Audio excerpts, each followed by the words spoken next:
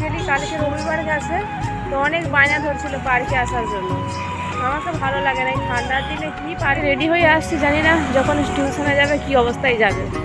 পার্কে যখন আসে তখন তো welcome back to my new blog. তো আজ হচ্ছে বাড়ির সোমবার, এখন কটা বাজে 10টা 4। আজকে ব্লগটা এখন থেকে শুরু করলাম। তো ছেলেকে স্কুলে পাঠিয়ে সমস্ত বাসি কাজকর্ম সেরে নিয়েছি। আজকে খাওয়া হয়ে গেল।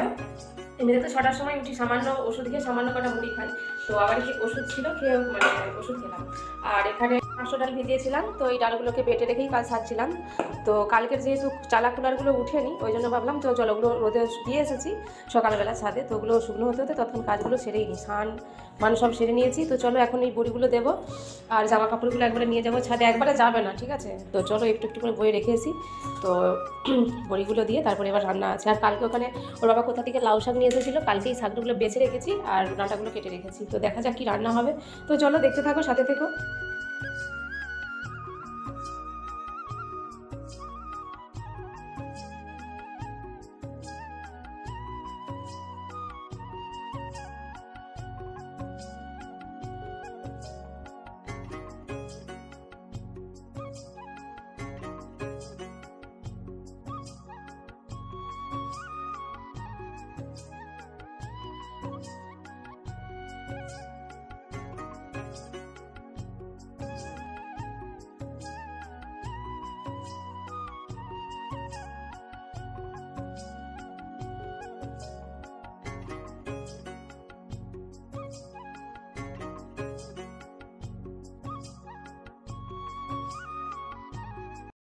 বড়ি দিয়ে এসে ওদিকে ভাত বসিয়ে দিয়েছি, বাসন কোসনগুলো ধুয়ে নিয়েছি।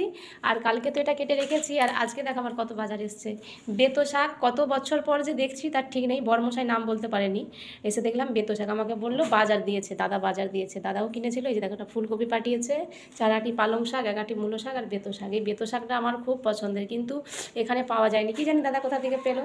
আর যেহেতু বাজার টাজার যা হয় না, হয়তো বাজারে মিলে, আর আমার বর তো বাজারে যায়ও না, আর এইসব শাকপাতি চেনে না, একমাত্র ওই পালং শাক মূলো শাক এইসব শাক বাদ দিয়ে। তো চলো আজকে এই শাকটাই করবো, আর ডিম আছে, ডিমের ঝাল করব। তো চলো কাটাকাটি করে নিই, রান্নাটা করে নিই। আজকে হয়েছে ডিমের ঝাল আর লাউ শাকের চচ্চড়ি, বড়ি দিয়ে আর সব রকম সবজি দিয়ে, আর ফুলকপি দিয়ে ফুলকপির বড়া করেছি। তো এটাই দুপুরে লাঞ্চের মেনু।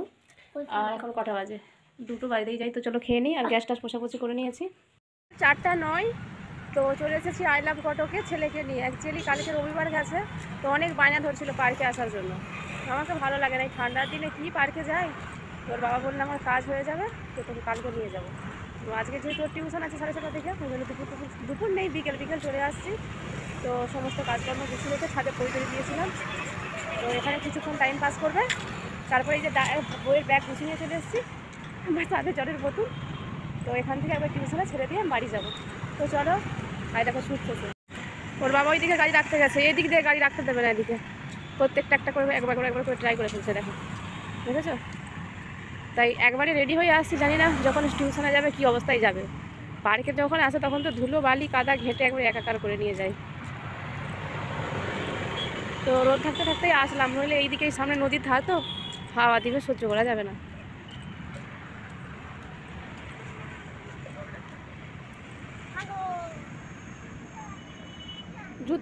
জুতো খুলবি না, মোজা ধারে নোংরা হয়ে যাবে। 15 বাজে এই বাড়িতে আসলাম। ছেলের এখন টিউশনের টাইম হয়নি, একটু আগেই দিয়ে আছে। আর ওখান থেকে গেলাম বাজার থেকে। এই যে এখন তো শীতকাল, মানে লেবুর সিজন, যে সেদিনে নিয়ে আসছিলাম 1.5 কেজি লেবু, 1.5 কেজিতে 100 টাকা। তো 1.5 কেজি লেবু নিয়ে আসলাম। আর নিয়ে আসলাম আমার ফুল গাছে দেওয়ার সার আর ওষুধ, এগুলো 200 টাকা। কী ওষুধ দিয়েছে তাই 150 টাকা। গাছগুলোতে বললাম না পোকা লেগে যাচ্ছে, ফুলের সাইজ ছোটো হয়ে যাচ্ছে, কত কুড়ি আসছে, বাট ফুটছে না যে অনুযায়ী কুড়ি আসছে। আর সাথে সারও নিল, সারটা বোধহয় 50 টাকা নিল। তো দেখা যাক, দেবো। তো আর এখন এইটা একটু খাবো, ঠিক আছে? জুস খেয়েছি, তো একটু ঝাল ঝাল কিছু খেতে মন যাচ্ছে। বাইরে গেলে কি খেতে মন চাই, কিন্তু খেতে আর পারি না, কি করব, ডাক্তারের ওষুধ চলছে। তো চলো খেয়ে নিই। এখন আপাতত সন্ধ্যাবেলার ওষুধ নেই, তো বাদ বাকি একটু রেস্ট করি, তারপর রান্নাবান্নার দিকে যাবো। তো চলো, বাই।